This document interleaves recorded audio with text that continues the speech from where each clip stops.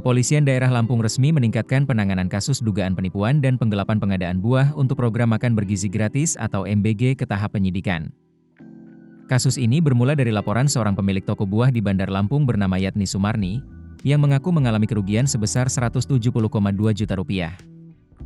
Direktur Reserse Kriminal Umum Polda Lampung, Komisaris Besar Polisi Indra Hermawan, mengatakan perkara kini masih dalam proses penyidikan.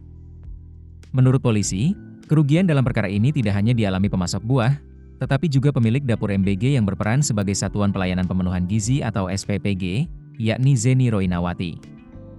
Kasus ini bermula pada November 2025. Saat itu, Yatni menerima pesanan buah dalam jumlah besar dari seorang perempuan berinisial RS yang disebut akan digunakan untuk memenuhi kebutuhan dapur program makan bergizi gratis milik Zeni Roinawati.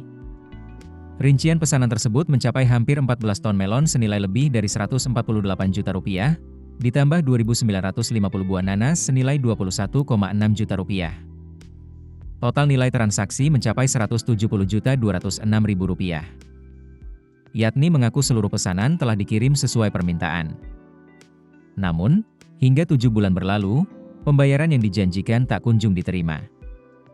Karena tidak ada penyelesaian, kasus tersebut akhirnya dilaporkan ke Polda Lampung pada awal Januari 2026. Di sisi lain, pemilik dapur MBG, Zeni Roinawati, membantah telah menunggak pembayaran kepada pemasok buah. Ia justru mengaku dirinya juga menjadi korban dari RS yang merupakan mantan pekerja di dapur miliknya. Menurut Zeni, seluruh transaksi pengadaan bahan pangan selalu dibayar lunas di muka.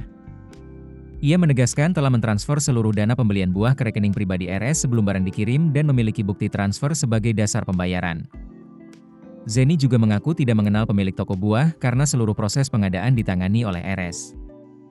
Bahkan, ia menyebut RS sebelumnya mengatakan bahwa buah tersebut dibeli langsung dari petani. Tak hanya itu. Dalam proses penyidikan, polisi menemukan dugaan kerugian lain yang dialami Zeni. Menurut Polda Lampung, Zeni juga telah mentransfer uang sebesar Rp50 juta kepada RS untuk pengadaan beras, susu, dan keripik kentang. Namun hingga kini, barang-barang tersebut juga tidak pernah dikirimkan. Artinya, selain terseret dalam sengketa pembayaran buah senilai Rp170 juta, Zeni juga mengaku mengalami kerugian tambahan sebesar Rp50 juta. Polda Lampung menyatakan telah memeriksa sejumlah saksi dalam perkara ini.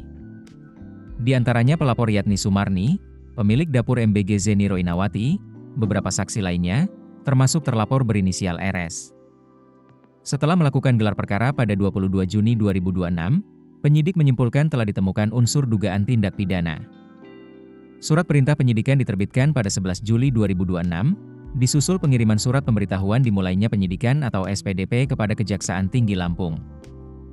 Hingga saat ini, polisi masih terus mendalami perkara untuk mengungkap secara utuh alur transaksi, pihak yang bertanggung jawab, serta memastikan penyelesaian atas kerugian yang dialami para pihak. Keputusan bisnis terbaik datang dari data, bukan tebakan. Mudah berlangganan Business Insight dengan subscribe with Google.